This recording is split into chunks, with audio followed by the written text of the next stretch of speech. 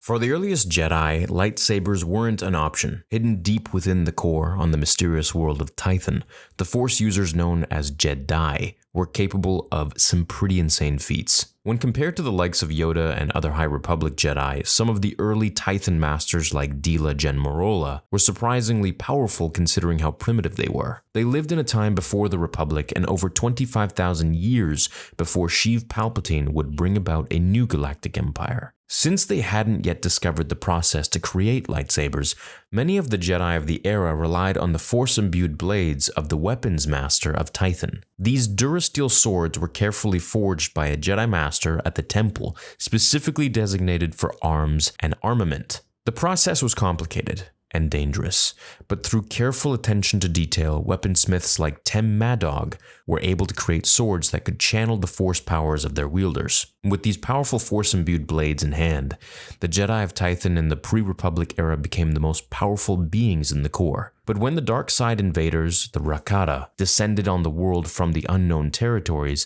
the Jedi discovered that their sacred weapons were simply too weak. The Rakata and their servants, the Force Hounds, who would hunt down Force-powered enemies and neutralize them, used a special type of primitive lightsaber that was far more effective. Their dark purple or orange blades would become known as Force Sabers. The first time the early Jedi on Tython encountered one of these evil Rakata swords was in combat with one of those very Force Hounds. Known as Zesh, the young slave was actually one of the strongest human Force users at the Rakata's disposal. Since the Rakata's physical appearance was so difficult to disguise, their human hounds were particularly effective at infiltrating new humanoid sectors of space. In Zesh's first fight against a group of Jedi, his purple Force saber cut through each of their Durasteel Force-imbued blades in only a few strikes. Their weapons, tirelessly modeled by the great master forger at Vurtep, were turned into scrap metal in the blink of an eye. So, what made the Force saber so different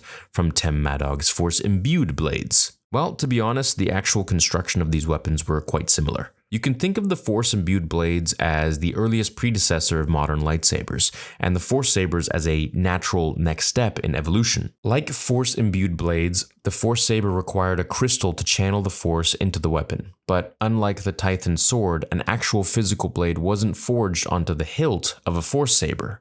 If you looked at the device that Zesh the Force Hound used, in fact, you'd see that it was more or less the same as any modern lightsaber that the Jedi or Sith would use. Just a hilt, essentially. In order to produce the intense laser-like blade, a Rakata or Force Hound would focus all of their energy onto the crystal in their weapons crystal. Specifically, the invading aliens of the Infinite Empire, the Rakata, needed to draw upon the dark side, a forbidden source of power on Tython, even during the pre-Republic era. The blade it produced was capable of slicing through not only Durasteel, but the flying Rancor beasts of the Jedi and their other Force-imbued weapons. When the conflict between the Rakata and the Jedi of Tython escalated, the Jedi found themselves using the dark side weapons as well. Eventually, in the years to come, the Force saber would be the basis for the next step in lightsaber technology, the Proto Saber. This was a lightsaber that was almost as powerful as that type that Exar Kun would use when he destroyed the tomb of Frida Nad, except for one glaring problem. It needed to be attached to a battery at almost all times. And if the battery went out when you were fighting someone, well, you're out of luck. That lightsaber is pretty much just a hilt at that point, and you would probably just get sliced. Now, also in Legends, and I've made a video on this way back, I think like almost 6 years ago now, Sith crystals were actually synthetically made, and they were much more powerful than Jedi natural crystals.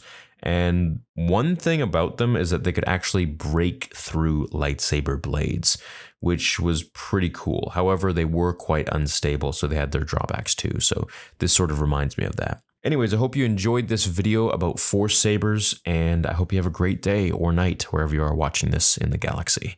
Thanks so much for tuning in. I'll see you in the next episode. Until then, remember, the Force will be with you always.